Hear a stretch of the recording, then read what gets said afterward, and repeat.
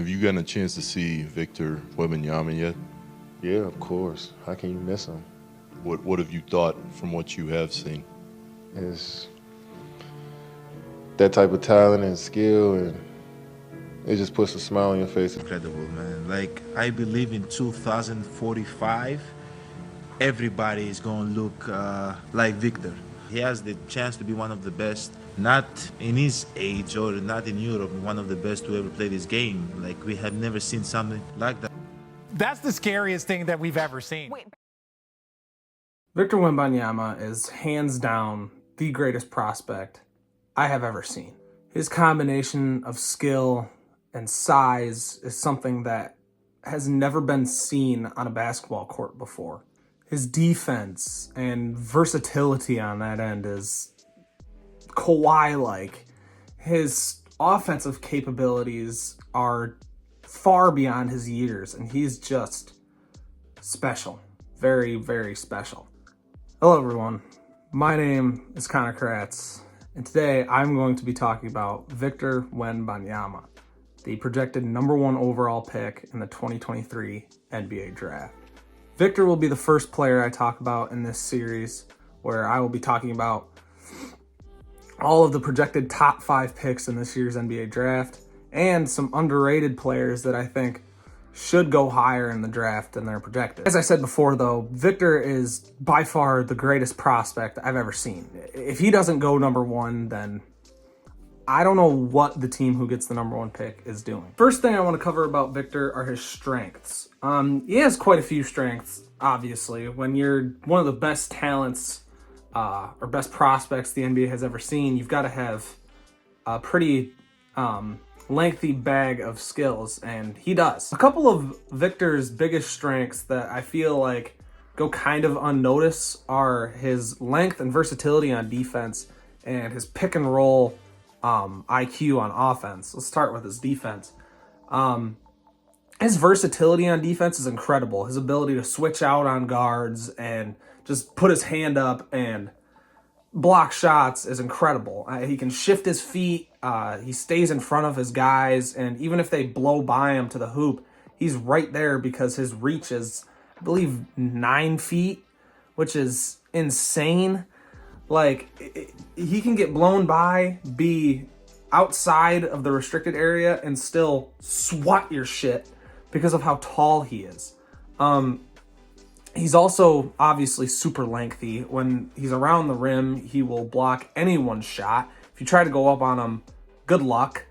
And yeah, his versatility and length on defense is just something we've never seen before.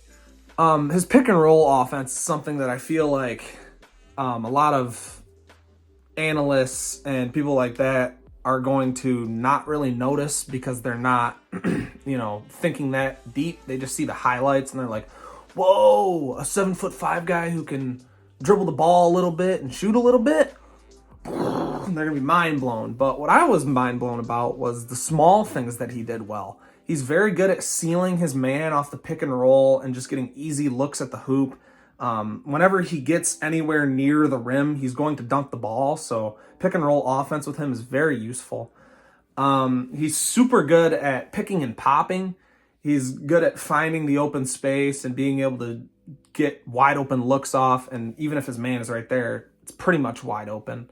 But yeah, like his pick and roll offense is pretty damn good. His pick and roll offense when he has the ball is probably something he needs to work on. But other than that, I mean, the dude's strengths are there. One last skill I want to mention when it comes to Victor is his rebounding ability, especially on the offensive end. Victor is super skilled at grabbing rebounds. Obviously, his size has something to do with it and is a big part of it. But he's always in the vicinity when a shot goes up.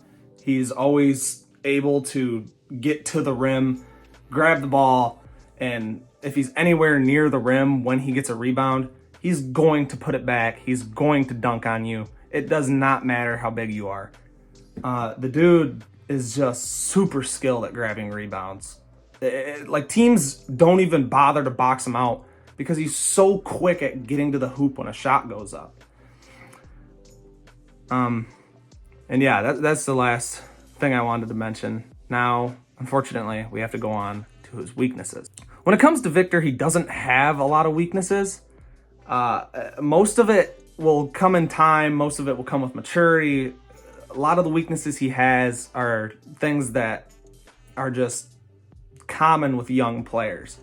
Those two things are his shot IQ and his dribbling and turnover proneness, I guess you'd call it. Let's start with the shot IQ.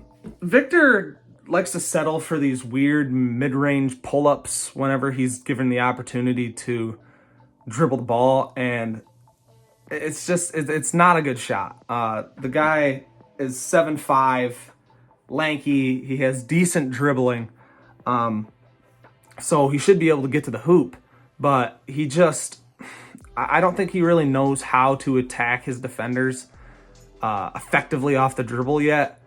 So he tends to over dribble, and then when he over dribbles, he either settles for threes or he settles for these long middies, which are just not good shots for a guy like him. He also really likes to shoot the three.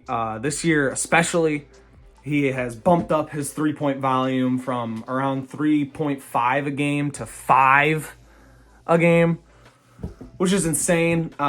I really believe he needs to cut that number down, and I think he will once he gets into the NBA, especially if he's going to be playing for a team like the Spurs or the Rockets or the Pistons.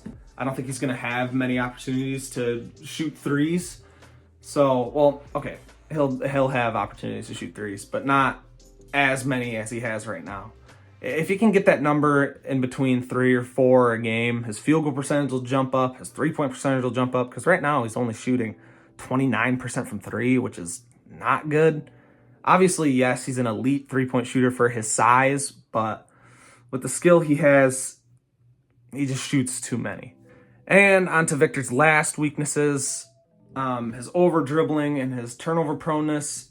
These are things that happen whenever he runs the offense. Obviously, if he goes to a team like the Rockets or the Pistons or the Spurs, they already have guys who can handle the ball and handle the pressure. So he's not really going to have to worry about that. And if he does go to a team where he does have to handle the pressure and maybe he does have to run the offense sometimes, it'll come with age. You know, he's not going to be the best in his rookie season, and that's okay because, again, running an NBA offense comes with time. You're not going to be great at it when you first get into the league, unless you're, I don't know who's great at it when they first got into the league. So you're like, I don't know, Chris Paul, like a really good floor general, and he's definitely not one of those guys. So, yeah, most of his all of his weaknesses really just come from him being young, and yeah, they'll come with age. So I'm not really worried about it. Obviously, analysts are going to freak out about it in his rookie year. He'll have a bad game where, I don't know, he turns over the ball a lot or he is super inefficient, and they're going to be like, oh my gosh, I told you he's overrated. But I'm not too worried about it. If I had to give Victor a prospect grade out of 100, I would give him a 95. He is easily one of the best prospects. Actually, he is easily the best prospect I have ever seen. He's 7'5", super long, super athletic, super talented, super skilled. I mean, what else is there to say about him? Actually, I think I'd give him a 98, a 99. Damn near a perfect score. The dude is almost the perfect player coming into the league. Again, his weaknesses are only going to get better with age. His skills are also only going to get better with age. And the guy is just elite. He is an elite talent. And I can't wait to see him play in the NBA. That'll do it for me. If you guys enjoyed the video, I appreciate you for watching. Let me know in the comments what player you'd like to see next. I've been deliberating between a couple different players on who to grade next and who to break down next. So yeah, let me know who you want to see in the next video, and I'll see you guys later. Peace out. I know the video's already ended, but if you made it to this point, I want to give a quick shout out to Hardwood Hoop Central for the film on Victor Wembanyama. I asked him, I was like, hey man, can I use this for a video? He was like, of course, this is why I put it out here, is for content creators, and just a huge shout out to him for allowing me to use his film. If you enjoyed it, thank you. And like I said, I'll see you in the next one. Peace out.